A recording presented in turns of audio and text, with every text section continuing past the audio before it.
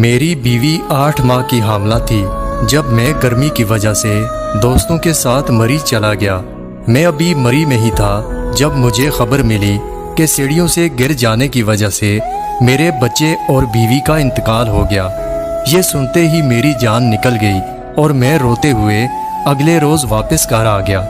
تب امی نے مجھے بتایا کہ بیوی اور بچے کو دفنا دیا گیا۔ میں بہت رویا تھا۔ اب میں روز شام کو اپنی بیوی اور بچے کی قبر پر جاتا۔ جب ایک دن مجھے رات میں اپنی بیوی کی بہت یاد آنے لگی، میں قبرستان چلا گیا۔ میں نے دیکھا کہ چادر پہنے ایک عورت میری بیوی کی قبر پر بیٹھی بہت رو رہی ہے، لیکن وہ عورت مجھے دیکھتے ہی وہاں سے بھاگنے لگی۔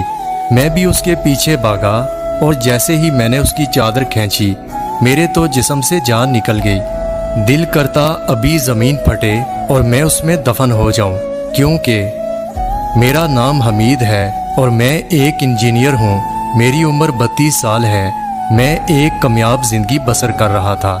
میں کراچی کا رہنے والا ہوں، لیکن میٹنگ کے سلسلے میں دوسرے شہر جانا ہوتا، کیونکہ جس کمپنی میں میں جاب کرتا ہوں اس کی دوسری برانچ دوسرے شہر میں ہے۔ میں ایک شادی شدہ مرد ہوں۔ میری بیوی کا نام سائمہ ہے۔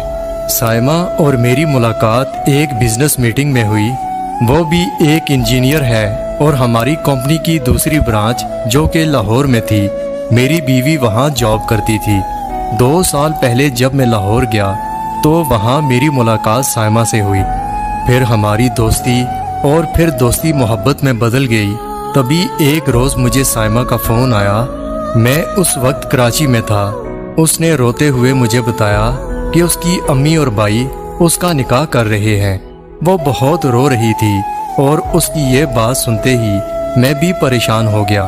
اپنی محبت کو کسی اور کے نام ہوتا دیکھ کر میں طیش میں آ گیا اور سب سے پہلے اپنی امی سے بات کی۔ امی کے چہرے کا رنگ بالکل بدل گیا۔ وہ کہنے لگیں کہ تمہیں شرم آنی چاہیے اپنی شادی کی بات کرتے ہوئے۔ 3 جوان بہنیں گھر پر ہیں اور تم اپنی شادی کی بات کر رہے ہو۔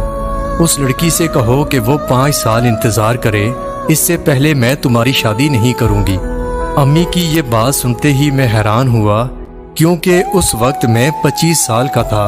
میں نے امی کو سمجھایا کہ بہنوں کی ذمہ داریاں پوری ہو جائیں گی، لیکن سائمہ کی شادی کہیں اور ہو جائے گی۔ تو امی میری بات پر مجھے غصے سے کہنے لگیں کہ ہو جانے دو۔ امی نے میری بات ماننے سے انکار کر دیا، جبکہ سائمہ مجھے مستقل میسج کر رہی تھی۔ میں سخت پریشان تھا۔ پھر میں نے یہ فیصلہ کرنے میں دیر نہ کی۔ میں نے سوچا امی کو میں جیسے تیسے بعد میں منا لوں گا، لیکن ابھی مجھے سائمہ کے پاس جانا تھا۔ تب میں اگلے ہی دن لاہور آ گیا۔